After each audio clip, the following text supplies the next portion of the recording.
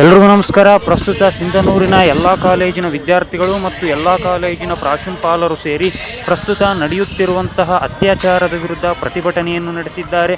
ಈ ಪ್ರತಿಭಟನೆ ಹೀಗಿದೆ ನೋಡಿ.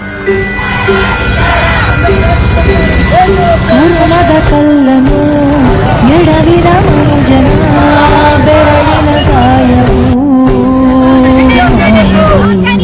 ಹಗೆಯಲಿ ಕೋವಿಗೆ ತಲೆ ಕೊಡೋ ಮನುಜರ ಗುಡಿಯಲಿ ದೈವವು ಕಾಯದು ಕತ್ತಲನ್ನು ಮಣಿಸೋಕೆ ಹಚ್ಚಿಟ್ಟ ದೀಪ ಊರನ್ನೇ ಸುಡುವಂಥ ಜ್ವಾಲೆಯಾಯಿತು.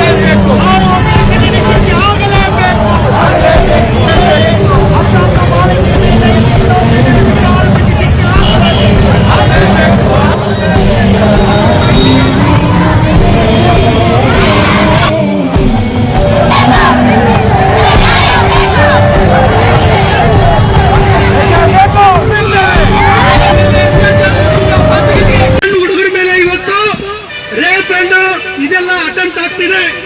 ಏನ್ ಕಾರಣ?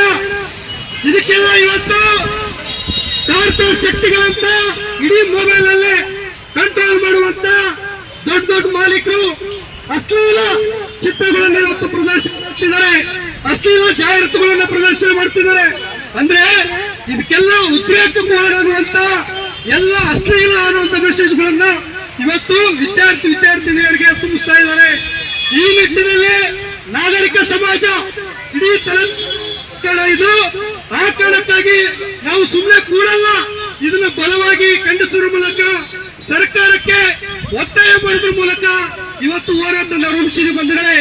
ಆ ನಿಟ್ಟಿನಲ್ಲಿ ಮಹಿಳಾ ಸಂಘಟನೆಯ ಮುಖ್ಯಸ್ಥರು, ಪ್ರಗತಿಪರ ಸಂಘಟನೆಯ ಹೋರಾಟಗಾರರಾದಂತ ಸರಸ್ವತಿ ಪಾಟೀಲ್ ಅವರು ಈ ಹೋರಾಟದ ಉದ್ದೇಶಿಸಿ ಮಾತಾಡ್ತಾರೆ ಅಂತ ಹೇಳಿ ಕೇಳ್ಕೊಳ್ತಾ ಇದ್ದಾರೆ.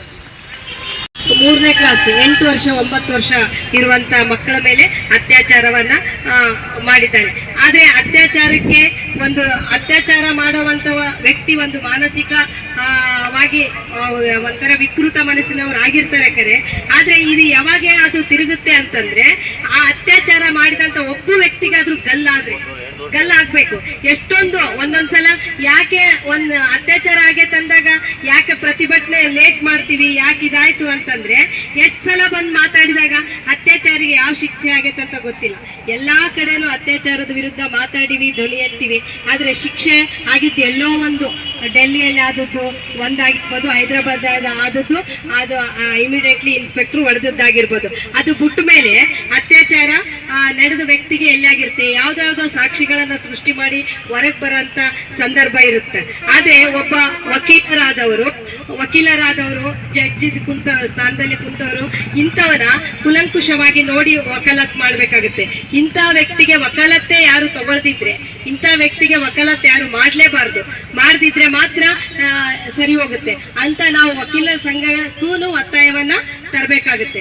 ಯಾರು ವಕಾಲತ್ತನ್ನ ತಗೊಳ್ಬಾರ್ದು. ಹಿಂದೆ ಒಂದ್ಸಲ ಮರ್ಡರ್ ಆದಾಗೆ ಹುಡುಗ ಮರ್ಡರ್ ಮಾಡಿದಾಗ ಹಂಗೆ ಇಲ್ಲಿ ಯಾರು ವಕಾಲತ್ ತಗೊಳ್ಳಿಲ್ಲ, ರಾಯಚೂರಲ್ಲಿ ತಗೊಳ್ಳಿಲ್ಲ.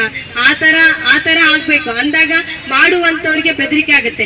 ಇವತ್ತು ನಾನು ಜೈಲಿನಲ್ಲಿದ್ದು ನಾಳೆ ಹೊರಗಡೆ ಬರ್ತೀನಿ ಅಂತಂದ್ರೆ ಇಂಥವೆಲ್ಲ ನಡೀತಾನೆ ಇರ್ತದೆ. ಇವ್ರೇನಪ್ಪ ಉದ್ಯೋಗಿಲ್ದವ್ರು ಬಂದು ಒಂದಿ ಸ್ಟ್ರೈಕ್ ಮಾಡ್ತಾರೆ, ಹೋಗ್ತಾರ, ಆಯ್ತು ನಾನೇನ್ 8 ದಿವಸ ಒಳಗಿರ್ತೀನಿ ಮತ್ತೆ ಹೊರಗೆ ಬರ್ತೀನಿ ಅನ್ನೋ ಸ್ಥಿತಿ ಬರ್ತದೆ. ಅಂತ ಸ್ಥಿತಿ ಬರಬಾರ್ದಂತಂದ್ರೆ ನಾವು ಒಂದು ಅತ್ಯಾಚಾರವನ್ನ ನೋಡ್ರಿ, ಕೆಲವೊಬ್ರು ಆಯ್ತೋ ಇಲ್ಲೋ, ನಡೆದೈತೋ ಇಲ್ಲೋ, ಹೌದೋ ಅಲ್ಲೋ ಅನ್ನೋ ರೀತಿ ಒಳಗಿದ್ರು. ಆದ್ರೆ ನಾವು ಅವ್ರ ಮನೆಗೆ ಹೋಗಿ ನೋಡಿದಾಗ, ಮಕ್ಕಳನ್ನ ನೋಡಿದಾಗ, ಈಗ ಕೂಲಿ ಮಾಡುವಂತ ಮಹಿಳೆಯರು ಮಕ್ಕಳನ್ನ ಮನೆಯಲ್ಲಿ ಬಿಟ್ಟು ಹೋಗ್ಬೇಕಾಗುತ್ತೆ. ಕಟ್ಟಡ ಕೂಲಿ ಕಾರ್ಮಿಕರಾಗಿರ್ಬೋದು, ಹೊಲದಲ್ಲಿ ಕೆಲಸ ಮಾಡುವಂತ ಕಾರ್ಮಿಕರ ಮಕ್ಕಳು ಏನಾಗುತ್ತೆ, ಅವ್ರು 6 ಗಂಟೆ 7 ಗಂಟೆಗೆ ಬರ್ತಾರೆ. ಆದ್ರೆ ಸ್ಕೂಲ್ ಬಿಡೋದು 5 ಗಂಟೆಗೆ ಬಿಡ್ತದ. 5ರಿಂದ 2 ತಾಸು ಒಳಗೆ ಅವ್ರು ಒಂಟಿಯಾಗಿ ಇರ್ಬೇಕಾಗುತ್ತೆ.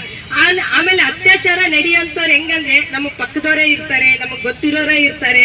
ಅದನ್ನ ನಾವು ಎಲ್ಲಾ 1ನೇ ಕ್ಲಾಸ್ ಹುಡುಗಿಯಿಂದನೂ ನಾವು ಅದನ್ನ ಟ್ರೈನ್ ಮಾಡ್ಬೇಕಾಗುತ್ತೆ. ಇನ್ಮೇಲೆ ಎಲ್ಲ ಸ್ಕೂಲ್ಗಳಿಗೆ ಹೋಗಿ ಈ ತರ ಇರ್ತಾರೆ, ಹಿಂಗ್ ಬರ್ತಾರೆ, ನೀವ್ ಈ ತರ ಬಂದಾಗ ನೀವ್ ಹೆಂಗ್ ಪ್ರತಿರೋಧಿಸ್ಬೇಕು ಅನ್ನೋದನ್ನು ನಾವು ಕಲಿಸ್ಬೇಕಾಗುತ್ತೆ.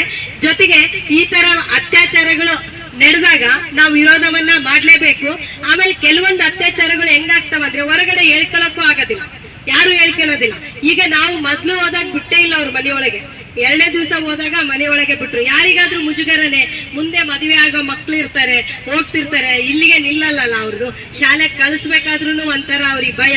ಆ ತಾಯಿ ಯಾವ ಭಯದಾಗಿದ್ಲಂದ್ರೆ ಹಾಸ್ಟೆಲ್ ಎಲ್ಲಾದ್ರೂ ಬಿಡ್ಬೇಕಂದ್ರೆ ನನಗೆ ಭಯ ಆಗುತ್ತೆ, ನಾ ಎಲ್ಲೂ ಕಳ್ಸೋದಿಲ್ಲ ಮಕ್ಕಳನ್ನ, ನನ್ನ ಹತ್ರ ಇಟ್ಕೊಂತೀನಿ ಅಂತ ಹೇಳ್ತಿದ್ಲು. ಎಲ್ಲಾದ್ರೂ ಬಿಡು ಅಂತಂದ್ರೆ ಅಂದ್ರೆ ಅಷ್ಟು ಭಯ ಒಕ್ಕೊಂಡಾರ. ಆದ್ರೆ ಹಾಸ್ಟೆಲಿಗೆ ಕಳಿಸ್ಲಾರ್ದೆ ಮನೆಯಲ್ಲಿ ಇಟ್ಕೊಂಡ್ರೆ ಆಕಿ ಮನೆಯಲ್ಲಿ ಇಟ್ಕೊಂಡಕ್ಕೂ ಆಗಲ್ಲ. ಯಾಕಂದ್ರೆ ದುಡಿಲಿಲ್ಲ ಅಂದ್ರೆ ಆಕಿ ಊಟ ಇಲ್ಲ, ದುಡಿಲಿಲ್ಲ ಅಂದ್ರೆ ಆಕೆ ಊಟ ಇಲ್ಲ, ದುಡಿಯಕ್ಕೆ ಹೋಗ್ಲೇಬೇಕು. ಅಂತ ವ್ಯಕ್ತಿಗಳು, ಅಂತ ಕುಟುಂಬಗಳು ಬಹಳಷ್ಟು ಅದಾವ. ಈ ಹೋರಾಟದ ಜೊತೆಗೆ ಅದೊಂದನ್ನು ನಾವು ಇಟ್ಕೊಂಡಿವಿ. ಅಂತ ವ್ಯಕ್ತಿಗಳ ಮಕ್ಕಳನ್ನ ನಾವು ಯಾವ ರೀತಿಯಾಗಿ ವ್ಯವಸ್ಥೆ ಮಾಡ್ಬೇಕು, ಮಕ್ಕಳಿಗಾಗಿ ಯಾವ ರೀತಿ ಮಾಡ್ಬೇಕಂತ ನಾವು ಸರ್ಕಾರಕ್ಕೆ ಒತ್ತಡವನ್ನ ತರಬೇಕಂತೆ.